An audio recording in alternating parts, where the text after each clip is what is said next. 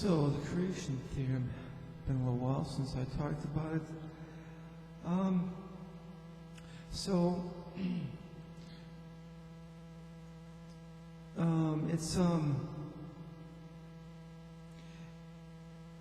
It shows, I'll just say psychically, what came to my mind is like they're talking about it or something, like they're actually able to teach. I think the visual I was getting was somebody who's in a classroom teaching, 13-year-olds this, and they understand it. The idea that thinking is in the math, that depending on how you think, actually changes the results. And that in its nature says that when we understand that thinking is in the math, that by that nature of choosing which, whether it's the flip of the coin 50-50 or whether it's somewhere else along the plane for the randomness, excuse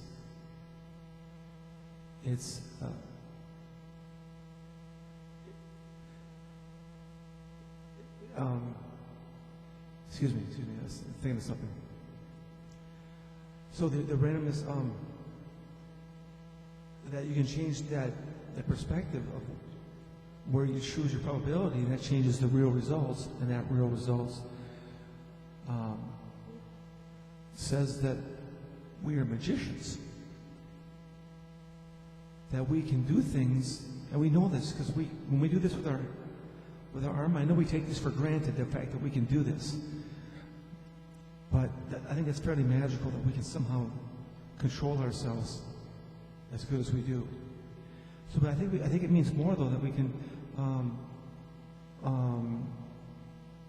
make something, make wine out of water and stuff, and make garbage disappear one day. Hopefully we can we can just kind of teleport it to the sun, burn it up.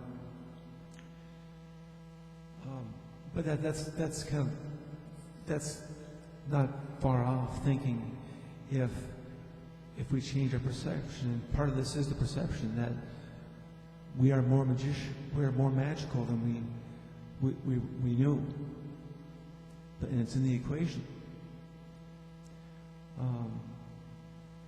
Unless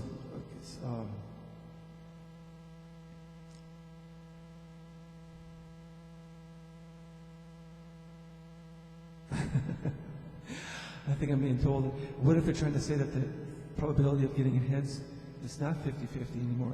See, there's an equation in the book, probability of getting 3 heads in a row given. What's the probability of getting the third head in a row giving 2 heads in a row? That's 1/4, and it's something about 1/2. It might be like 1/2. This is what I'm saying is, it was initially 1/8 getting 3 heads in a row. So the difference is that's the swing, and if you do 10 heads in a row, then you're looking at 99% swing from either 50-50 to 99%, which means that it's kind of random. So they might try to say that it's not 50-50, and yet it is, because the average in the long run, in the estimation, the long-term value is 50-50. So you sort of think about it that way, and so you go, and we're all programmed to think 50-50 in our head flips. We're not really programmed to think it's random, but because you can sort of understand why it is 50-50. You flip it up, yes, chances are it's not really the thinking of most people to think that it's actually random, that yes, it happens to be 90% heads one time and 10% tails, 90% tails the next, and it just looks like it's 50-50 because it happened to be heads and then tails. You see, so it's not a kind of a simple thing to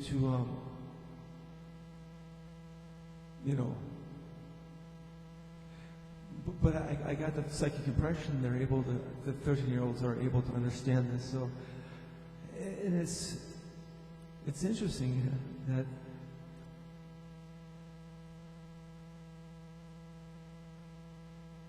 the math defines thinking. The fact that we can think and understand that makes us, I think, a better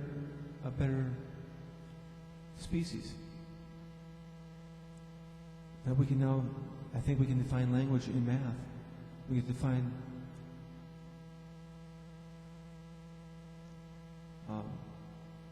thinking in math. Creationism is defined in the math. I'm not sure about supernatural magical yet. I'm not sure how that's quite in there, but I'm trying to piece it in to say that, you know, if we can produce a result from our thinking, well, you know, I just to me it's second nature to believe that we can do more with our mind than just with what's attached to our body. We'll stop here.